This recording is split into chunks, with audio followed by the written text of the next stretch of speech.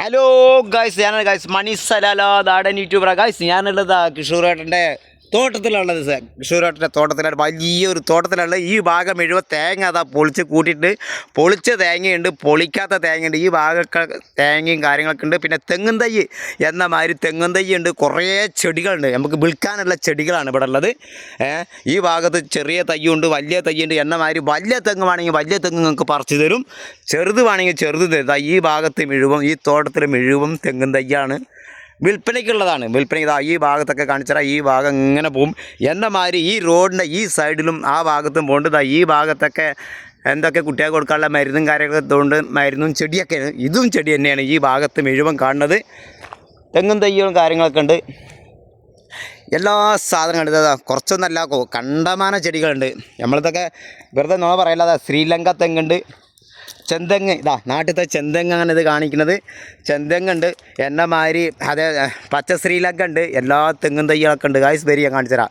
ഈ ഭാഗം വന്നു കഴിഞ്ഞാൽ ഇങ്ങനെ പോകുന്നുണ്ട്. പിന്നെ എന്ന മാതിരി 2, 3, 4 വണ്ടികൾ, പിക്കപ്പ് ഉണ്ട്, കാറുണ്ട്, എല്ലാ സാധനങ്ങളും, ചെടികളുണ്ട്. എന്ത് സാധനമാണെങ്കിൽ ഇവിടുന്ന് കിട്ടും. അതാ ഒക്കെ ലൈവായിട്ട്. തേങ്ങ അതാ, ഉണക്കത്തേങ്ങയുണ്ട്, പച്ച തേങ്ങയുണ്ട്, ചെറിയ തെങ്ങും തയ്യൽ അതാ വരുന്ന. ഇങ്ങോട്ട് നോക്കി, ചെറിയ ചെറിയ തെങ്ങും തയ്യലുണ്ട്, വലിയ തെങ്ങും തയ്യുണ്ട്. ഇതൊന്നും വെറുതെ പറഞ്ഞ് ഞാൻ അടിച്ചിറക്കല്ല, സംഭവം ഉള്ളതാണ്. ഈ ഭാഗത്ത് വന്നു കഴിഞ്ഞാൽ നിറച്ചും തുളസിയാണ്. തുളസി നമ്മൾ നാട്ടിലല്ലേ, സലാലിയിലാണ്. സലാലിയിൽ കിഷോറേട്ടൻ്റെ തോട്ടത്തിലുള്ളത്. ഇത് കണ്ടങ്ങൾ മുഴുവൻ തുളസിയാണ്.